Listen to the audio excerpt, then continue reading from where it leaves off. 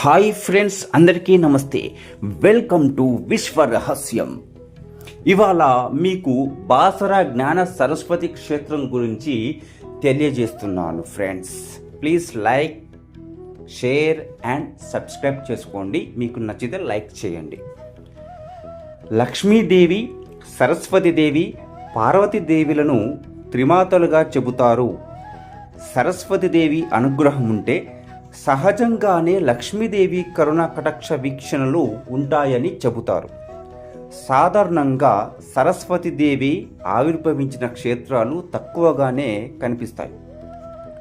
పురాణాల్లోకి వెళితే అమ్మవారి ప్రత్యేకత ఏమిటనేది, ప్రాధాన్యత ఏమిటనేది అర్థమవుతుంది.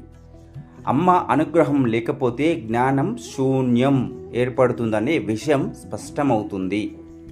అలాంటి అమ్మవారి క్షేత్రాలలో బాసర ప్రధానమైనదిగా కనిపిస్తుంది.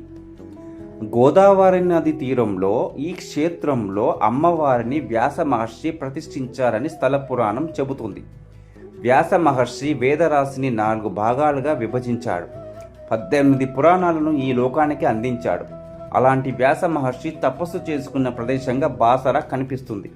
ఇక్కడి గోదావరి నది తీరంలో వ్యాస మహర్షి ఆశ్రమాన్ని ఏర్పాటు చేసుకొని చాలా కాలం పాటు ఉన్నాడని, గోదావరి నదిలోని ఇసుకతోనే సరస్వతీదేవిని మూర్తిని ప్రతిష్ఠించాడని అంటారు.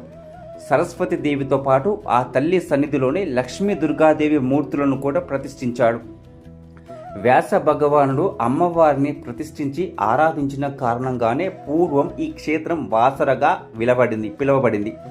ఆ తర్వాత కాలంలో బాసరగా మారిందని చెబుతారు.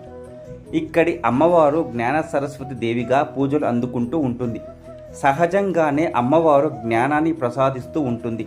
ఇక అలాంటి పేరుతోనే అమ్మవారు కొలువై ఉండటం విశేషం. జ్ఞానం వలన బుద్ధి వికసిస్తుంది. దాని వలన వివేకం కలుగుతుంది. వివేకం వలన విజయం వరిస్తుంది. విజయం కీర్తి ప్రతిష్టలను తెచ్చిపెడుతుంది. అంటే ఎవరైనా జీవితంలో అభివృద్ధి పథంలో ముందుకు వెళ్ళాలంటే ముందుగా కావాల్సింది సరస్వతీదేవి అనుగ్రహమే. సంగీత సాహిత్యాలలో రాణించాలంటే అమ్మవారి కృప ఉండాల్సిందే. ఎంతోమంది పండితులు, మహాభక్తులు అమ్మవారిని దర్శించి తరించారు. త్యాగయ్య తనకి సంగీత జ్ఞానం లేదని బాధపడుతూ ఉంటే నారద మహర్షిచే అమ్మవారు స్వర అర్ణవం అనే గ్రంథాన్ని పంపించినట్టుగా చరిత్ర చెబుతోంది. పోతన తన భాగవత రచన మానవ మాతృలకు అంకితమీయనని అమ్మవారికి మాట ఇచ్చిన ఘటన మనకి ఆయన జీవిత చరిత్రలో కనిపిస్తుంది. ఆదిశంకరుల వారు ఈ లోకానికి సరస్వతీదేవి యొక్క అనుగ్రహం అవసరమని భావించి శృంగేరి మఠాన్ని స్థాపించారు. ఇక అమ్మవారి క్షేత్రాల విషయంలో బాసర భక్తుల పాలిట వరంలా కనిపిస్తుంది. ఇక్కడ అక్షరాభ్యాసాలు పెద్ద సంఖ్యలో జరుగుతుంటాయి. ఇక్కడ అక్షరాభ్యాసం చేసుకున్న వారు ఉన్నతమైన స్థానానికి వెళ్తారని భక్తులు విశ్వసిస్తూ ఉంటారు.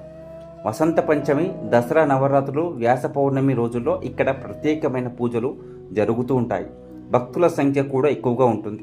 తెలంగాణ ప్రాంతంలోని నిర్మల్ జిల్లా పరిధిలో ఈ క్షేత్రం విలసిల్లుతోంది.